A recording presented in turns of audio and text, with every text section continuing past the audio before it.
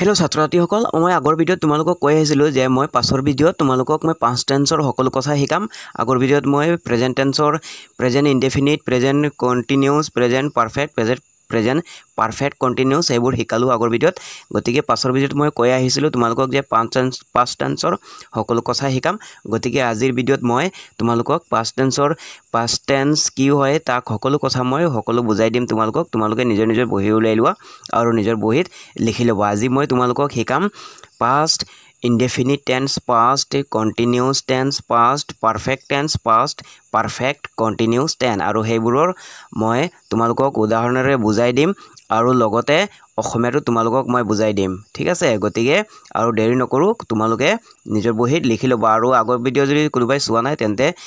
আগৰ ভিডিঅবোৰ চাই লবা তেতিয়াহে বুজি পাবা বাক্য কেনেকৈ বনোৱা হয় শব্দ অৰ্থ বিপৰীত অৰ্থ সকলো আছে তোমালোকে মোৰ চেনেলটো সাবস্ক্ৰাইব কৰি ৰাখিবা আৰু লাইক কৰিবা ভিডিঅটো চাই আৰু আগৰ ভিডিঅবোৰ চাই লবা দেই আজিৰ ভিডিঅ চাবা আকৌ আগৰ ভিডিঅ চাইবা দে আজি আৰম্ভ কৰিছো প্ৰথমে দিছো চোৱা নম্বৰ 1 past indefinite যাক অসমীয়াত কোৱা হয় অতীতকাল নিত্য অতীতকাল বুজিছানে তাৰ সৰু সৰু মই বাক্য দি দিছো তোমালোকে লিখি লবা নিজৰ বহিত I loved you did he said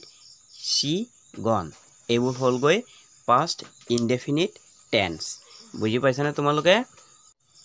তাৰ পাছত দিছো past continuous tense যাক অসমীয়াত কোৱা হয় সংযুক্ত অতীতকাল যি বাক্যই অতীতত হৈ থকা বা কাম কৰি থকা অৱস্থাত বুজায় তাকে আমি সম্পূৰ্ণ অতীতকাল বোলা হয় বুজিছানে তাকে ইংৰাজীত past continuous tense বুলি কোৱা হয় তে ইয়াকে আমি কেনেদৰে বুজি পাম কিছুমান সৰু সৰু বাক্য দি দিছো তোমালোকক চোৱা I was going I was running he was looking she was smiling I was loving I was liking তে এইবোৰ জিনবিলাক মই লিখি দিছো তোমালোকক হেবোৰ তোমালোকে নিজৰ বহিত লিখি লবা বুজি পাইছানে তাৰ পাছত past perfect মানে অসমীয়াত কোৱা হয় সম্পূৰ্ণ অতীতকাল যাৰ কিছুমান সৰু সৰু মই বাক্য দি দিছো চোৱা I had eaten they had already gone to school you had known when I came যাৰ অসমীয়া অৰ্থ মই বুজাই দিছো চোৱা মোৰ খোৱা হ'ল they had already gone to school মানে ইতিমধ্যে হিহত স্কুললৈ গৈছিল you had known when I came মানে যেতিয়া মই আহিছিলো তোমাৰ জনা হ'ল মানে কামটো কৰা হ'ল মানে কেতিয়া হ'ল সম্পূৰ্ণ হ'ল আৰু হ'ল অতীতত হ'ল বুজিছানে গতিকে যি বাক্যই অতীতত কামটো সম্পূৰ্ণ হৈ যোৱা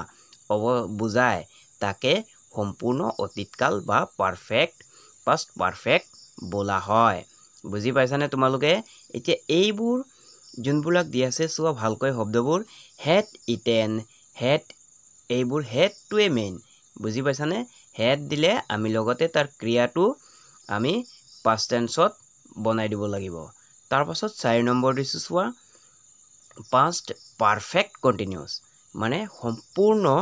সংযুক্ত অতীতকাল বুজি পাইছানে এই past perfect continuousৰ মই কিছুমান বাক্য সৰু বাক্য দি দিছো চোৱা I had been loving you for 2 years when you were 16 এতিয়া তাৰ অসমীয়া অৰ্থ কি হ'ব জানানে ইয়াক মই আকৌ অসমীয়াত দি দিছো তোমালোকে জুনে বুজি নোপোৱা চাই লবা যেতিয়া তুমি 16 বছৰ আছিলা মই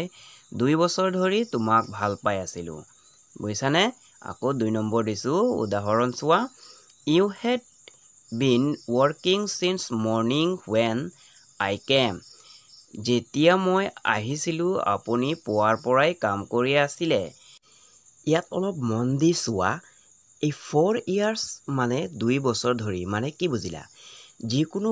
টাইমটো সময়টো আমি নিৰ্দিষ্ট সময় যদি বুজি পাও তেন্তে আমি 4 years বা